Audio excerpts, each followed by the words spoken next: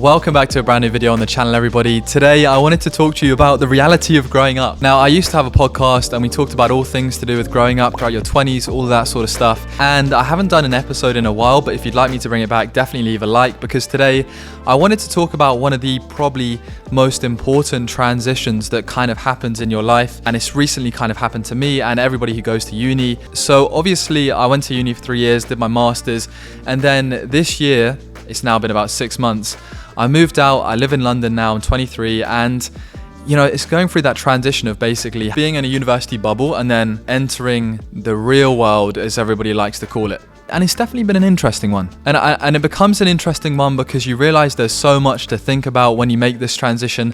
And today I want to break down exactly what it's been like for me and how I've gone about it and what's happening and what, you know, my thoughts are on career, location, living, finances, all of that sort of stuff. So there's actually quite a few different things that I never really thought about until I moved out. And the first thing that I kind of realized when I left uni, finished uni, and then moved into a house in London with my friend Jacob, was that being an adult and dealing with issues that arise takes a lot of time. I mean, when I was living at uni, it's like the landlord sorts it out, the uni sorts it out, other people sort it out. But when you finally rent a place, dealing with stuff like a maggot infestation, which wasn't our fault, by the way, stuff like that takes a lot of time, whether it be, you know, finding out how to fix the lights in your house and what light bulbs you need because they're not normal lights. Adult stuff takes a lot of time, even ranging from the shopping. Before, I kind of just pick up whatever food I wanted and it was job done. But now it's like, okay, I've got this budget left. I want to eat for the whole week. And as well, actually planning out what meals to have, because you don't want to be eating dog food all the time. You actually want to have a good proper combination of food. I mean, there's a stereotype about uni food, which I very much lived up to. I had like curry on toast quite a few times, and you know what, it actually works quite well. But when you get a bit older and you start living in your own place and you're with your friends, you're like, you know what, I do enjoy nice food, so I do kind of want to have some nice meals throughout the week. But to have nice meals, you have to plan what food you're having, you have to plan what ingredients you need, and then you actually have to go and shop for those ingredients. And shopping, again, is one of the longest things that you have to do. And I feel like for me, I put it off, and then I'm like, oh, I've got no food. And then I'm like, well, I guess I best go shopping. And I go shopping and then, you know, spend a lot of money. But at the same time as it being a very, very long process, it's also very rewarding, because there's something really nice about, you know, renting a place and returning to that place, or having friends over, hosting events, and just having that freedom. Like, we have a little pool table. We play so much pool and it is fantastic. So there really is a lot of pros and cons to, you know, having your own place and being your own person. And also cooking is kind of rewarding as well. Like, I do have when I finally cook something nice, I'm like, oh, I made that. And I feel like that's kind of the first transition you make once you finish the uni world, is living by yourself, getting that sort of system up and running. And then you kind of most likely have a grad job and you sit down and you think, oh, this is my career now. Like, and for me, it's a very different situation because I don't have a grad job. My career is YouTube, is Skillshare, is trying to be an actor. It's a very daunting thing to think about your career. Hot damn. Because your career, you're doing it for the rest of your life. So on my front, my acting career, it's a bit slow right now. You know, the train hopefully start rolling out a bit faster soon.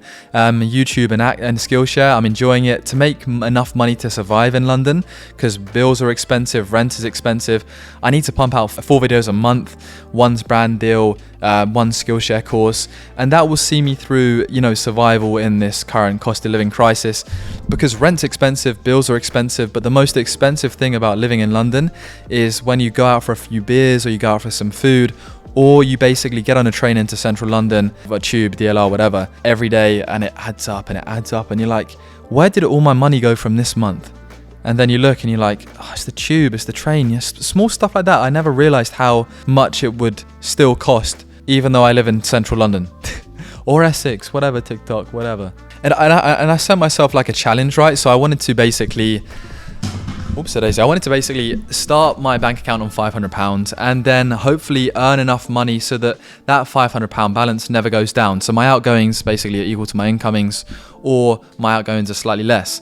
So far on that challenge, I'll be honest, it's not not going the best. And at this point, I want to say a huge thank you to UPDF for sponsoring today's video. Now, when I was at university, and even since I've left, I'm always using, editing, annotating, and highlighting PDFs. And a tool like this makes it so easy to customize a PDF. So for example, right now I downloaded the software, I logged in, and I've opened up my PDF, my old economics dissertation, and highlight them in a variety of different colors, which is fantastic. I can underline stuff. Another great feature is that you can easily edit the text that is already inside of the PDF. So right now I'm adding an extra word into the PDF, which is normally very, very hard to do. So that's a fantastic feature. Again, you can add a complete watermark over the whole entire PDF within literally 3 clicks, as you can see right there, that you can annotate with a pencil or pen on the software and just write whatever you want to, draw arrows, highlight stuff. Very cool indeed. And then they also have some cool stickers if you wanted to keep stuff, private. And then you can also add your signature to the end of a document. Now, UPDF is available for Mac, iOS, Windows, and Android users, and you can use UPDF across all platforms, which is fantastic. And I can honestly say this is the smoothest PDF software I've used so far, and there'll be a link down in the description below where you can get an exclusive 20% off for UPDF right now. I've basically spent 500 more pounds in the last 6 months than I've earned, which is obviously long-term unsustainable. So it's a very big work in progress. But also, when you live in London, there's a big opportunity cost, especially for someone like me, because all of that money that you spend on rent and living, you're like, oh, maybe I could go traveling, maybe I could live somewhere else for a while, maybe I should take a gap year before I start work. I think the grass is always greener on the other side. Like, a lot of people want what I have because I have so much freedom with YouTube and Skillshare.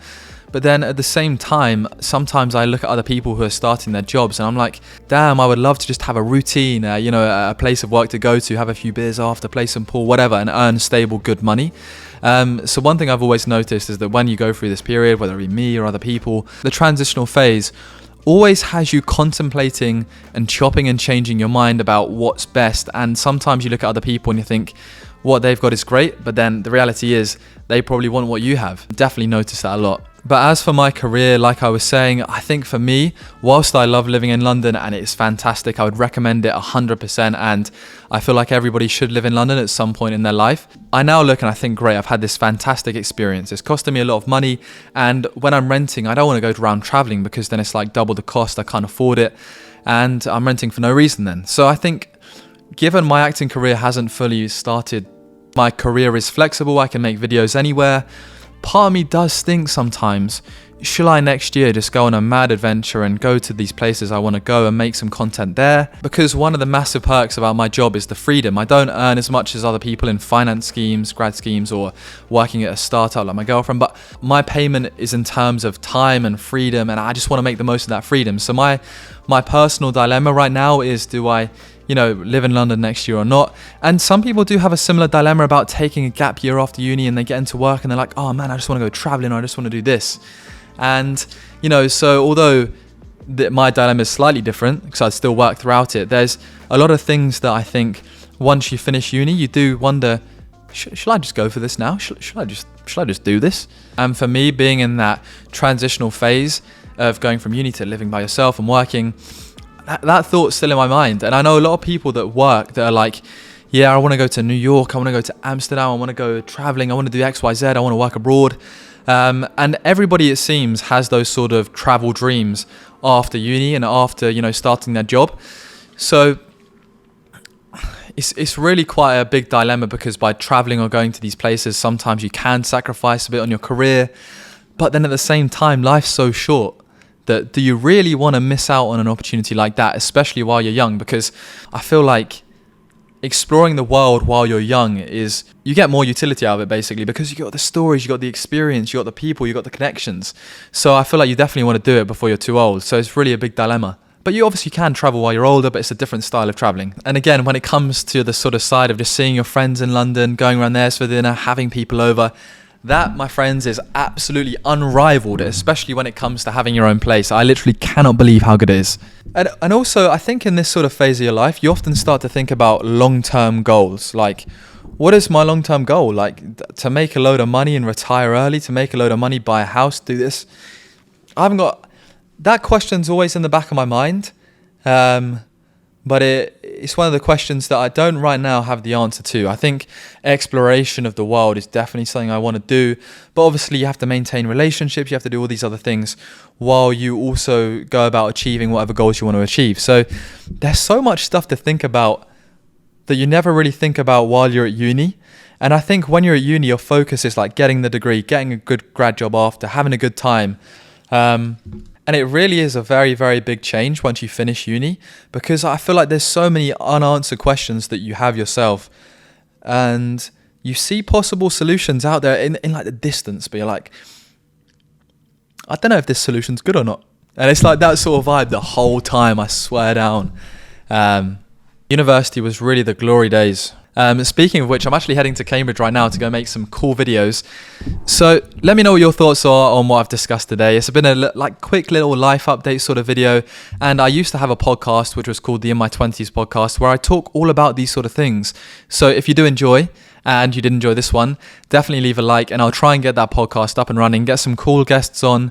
And, you know, I really think it is quite the time to be alive, because the world is our oyster. I know you love the sunset, I know you love me, darling. I can take you southwest, east in the morning. Something